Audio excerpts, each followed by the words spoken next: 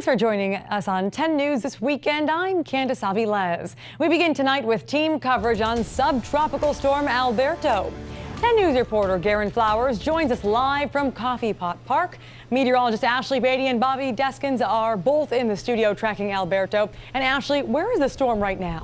So the center of the storm is still about 300 miles south-southwest of Tampa Bay, and it's moving now to the north at about north-northeast at about 13 miles per hour. Those are the latest numbers just coming in from the National Hurricane Center. But we've been watching today all of this moisture coming in on the right side of this storm. Now here's the latest track. It's still going to pass well to the west of Tampa Bay, and then tomorrow night it's going to take a little bit of a jog back toward the west, and still looking like a landfall in the western panhandle is going to be likely as we look ahead toward Monday night, with those winds possibly up to around 65 miles per hour, but below that hurricane strength before it continues to move off to the north and eventually weakens. All of our models are keeping this farther to the east of Tampa Bay, or to the west rather of Tampa Bay, but that's still putting us in line for a lot of rain. But in addition to that, we are expecting some strong gusty winds, with some reports already up to around 30-mile-per-hour wind gusts for the Tampa Bay area. I want to go ahead and bring in Bobby Deskins to break down all the watches and warnings associated with the storm. Yeah, they have extended the warning a little further to the south. It's not really making much of a difference now. These are tropical storm force warnings.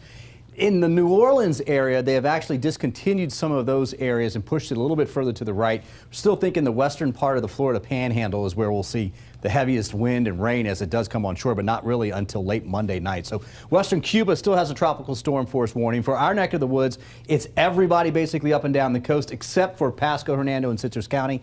That's just for the waters, but all of Pinellas, all of the bay, which means Hillsborough around the bay, and then coastal areas of Manatee and Sarasota County. That's, if you see it says 11-14, that's really going in until later tomorrow into Monday if it lasts that long. I don't think it'll last that long.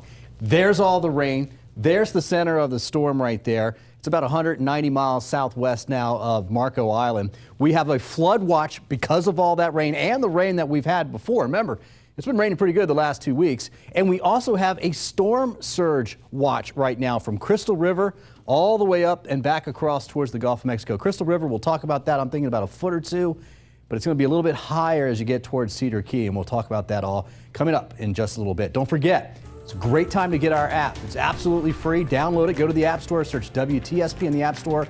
It has the hurricane tracker. It's got all kinds of information.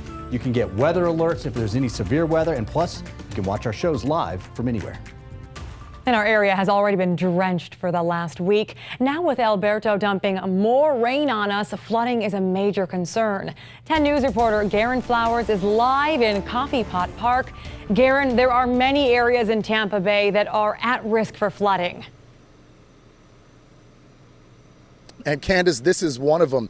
This park can turn into an entire body of water when the rain causes the bayou to flood over, which puts this whole neighborhood at risk of being flooded. That's similar to other areas we've seen, such as Shore Acres, Elfers in Pasco County, South Tampa.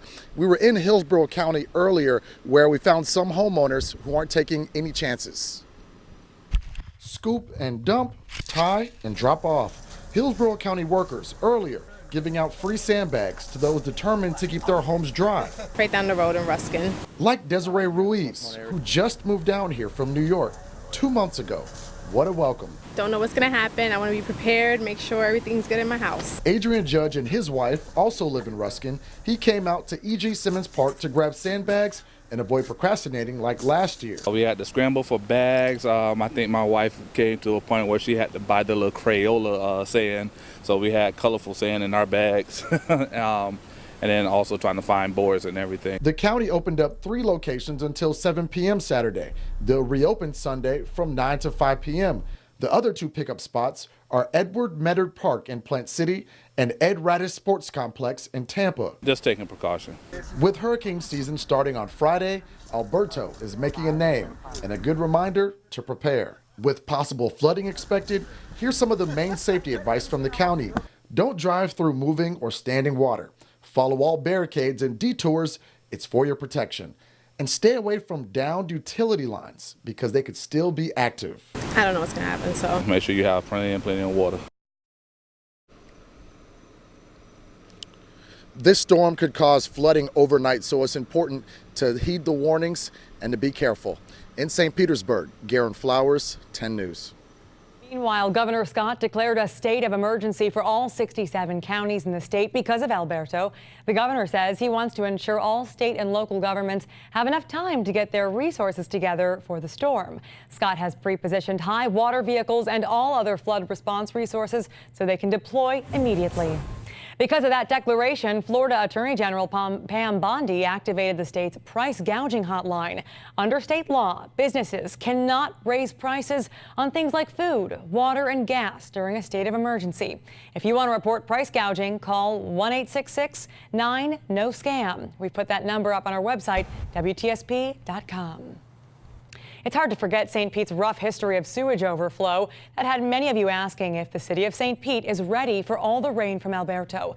The city of St. Pete says they can now handle 65 million gallons of water instead of the previous 40 million. They've been prepping all week, cleaning storm drains and prepping sewage storm tanks. I asked them, are they ready for it? I believe we are. We've been preparing since Monday by lowering some storage tank levels, keeping them empty or down as far as we can. We've gotten 2 new injection wells drilled and piped up. We've got the existing 3 wells with larger pipes, so we can dispose of the reclaimed water a lot easier.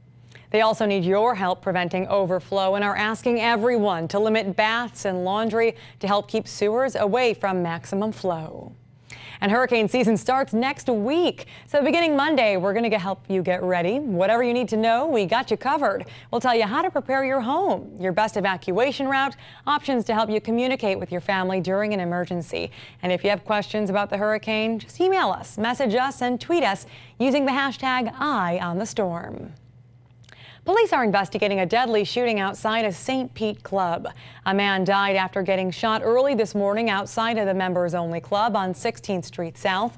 The victim, 28-year-old Brennan Air D. Williams, was taken to Bayfront Health, where he passed away shortly after.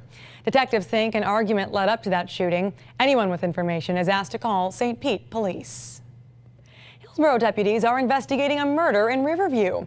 They say a man and his father-in-law got into an argument while they were at home.